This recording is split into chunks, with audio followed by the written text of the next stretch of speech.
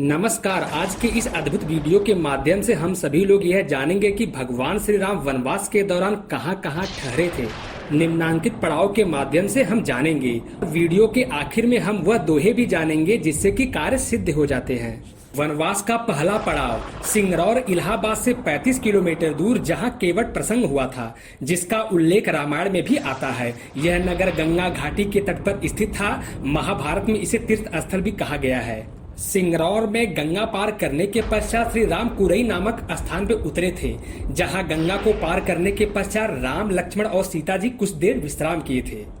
कुरई से आगे चलकर श्री राम ने अपने भाई लक्ष्मण और पत्नी सहित जौनपुर, विजयपुर होते हुए प्रयागराज पहुंचे थे। यहाँ गंगा यमुना का संगम स्थल है। फिलहाल अभी हिंदुओं का यह सबसे बड़ा तीर्थ स्थल भी है।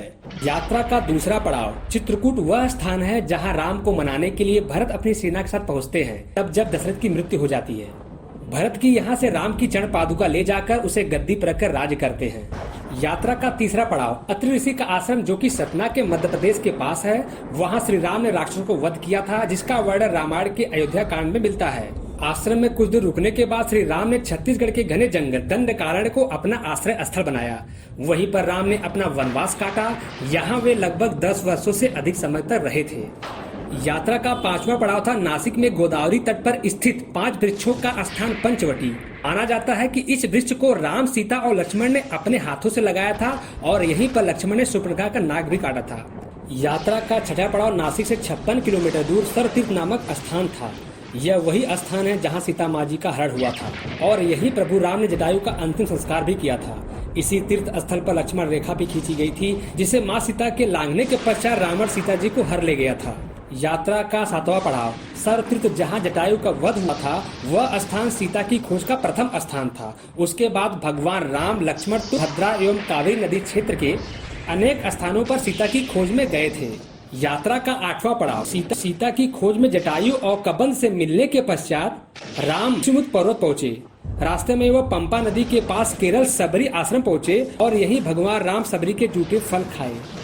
यात्रा का 9वां पड़ाव मलय पर्वत और चंदन वनों को पार करते हुए वे ऋषिमुख पर्वत की ओर बढ़े, जहां उन्होंने हनुमान और सिगरू से भेंट की, सीता के आभूषण को देखा और राम ने बाली का वध भी किया। यात्रा का 10वां पड़ाव श्री राम ने पहले अपनी सेना को कोड़ी करई में एकत्र किया। सर्वेक्षण के बाद जाना कि यहाँ से समुद्र को पार नहीं किया जा सकता है। तत्पश्चात भगवान राम रामेश्वर की ओर कूच की। यात्रा का 11वां पड़ाव महाकाव्य रामायण के अनुसार भगवान राम ने लंका पर चढ़ाई करने के पश्चात यहाँ भगवान शिव की पूजा की थी और रामेश्वर का शिवलिंग श्री राम द्वारा स्थापित शिवलिंग है। यात्रा का 12वां पड़ाव श्री राम ने वह स्थान ढूंढ निकाला जहाँ से आसानी से श्रीलंका पहुँचा जा सकता हो। उन्होंने नलिनी की मदद से सेतु का निर्माण प्रारंभ किया। धनुर्कोडी ही भारत और श्रीलंका के बीच एकमात्र स्थलीय सीमा है। यात्रा का 13वां पड़ाव श्रीलंका के मध्य में रावण का महल था। नुआरा एलिया पहाड़ियों के मध्य श्रीलंका की ऊंची पहाड़ियों के बीचों में सुरंगों तथा गुफाओं के भंवर जाल मिलते हैं। यहीं से होकर भगवान श्री राम गुजरे थे। यात्रा का आखिरी पड़ाव सीता को वापस प्राप्त करने के लिए श्री राम ने हनुमान और वानर सेना की मदद से रावण और उनके वंशजों को पराजित किया और विभीषण को लंका का राजा बनाकर भगवान राम विभीषण का पग पग प्रदर्शित किया। भगवान श्री राम जी का वनवास इन्हीं ठहराव से होकर गुजरा और इन सभी स्थानों का एवं जन सेवकों का उद्धार करते आगे बढ़े। दोस्तों, हमारा सपोर्ट करें और हमारे इस चैनल को जरूर सब्सक्राइब करें। वैसे रामायण की हर चौपाई अलौकिक है, पर कुछ रामायण की चौपाइयाँ जिनसे पूरी होती हैं आपकी इच्छाएं। यात्रा में सफलता के लिए अगर आप यात्रा के लिए निकल रहे हैं और यह चौपाई पढ़कर अगर आप यात्रा करते हैं तो निश्चित रूप से आपका यात्रा मंगलमय रहता है। चौपाई इस प्रकार से है। प्रबसी नगर की जय सब काजा, हृदय राखी कौशलपुर राजा। शत्रु विनाश हेतु चौपाई, गैर न कर काहू सन कोई, राम प्रताप विषमता खोई। किसी को नजर लग गई हो या फिर नजर उतारने के लिए चौपाई इस प्रकार से है। श्याम गौर सुंदर दो जोरी, निरखई छवि जननी तृण तोरी। घर में अशांति हो और बीमारी हो तो आप इस चौपाई पढ़ करके घर में शांति ला सकते हैं और बीमारियों को दूर भगा सकते हैं। चौपाई इस प्रकार से है। दैहिक दैविक भौतिक तापा, राम राज कहूँ नहीं व्यापा। अगर आप परेशान हो, कारण कुछ भी हो, तो आप इस दोहे से उससे निजात पा सकते हैं। प्रणव पवन कुमार, खल बन पावक ज्ञान घन, जासु हृदय आगार बसही राम सर चाप धर। शादी ब्याह में अगर बाधा आ रही हो तो आप नित्य इस चौपाई को पढ़ने मात्र से ही वह बाधा दूर हो जाती है।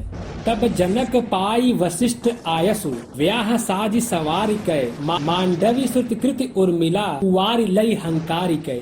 एक बार फिर हम बताना चाहेंगे, रामायण का हर दोहा, हर चौपाई अमृत के समान है। नित्य थोड़ा सा पाठ करने मात्र से ही व्यक्ति का जीवन परिवार सहित सुखमय हो जाता है और माँ लक्ष्मी का कृपा सदैव बनी रहती है।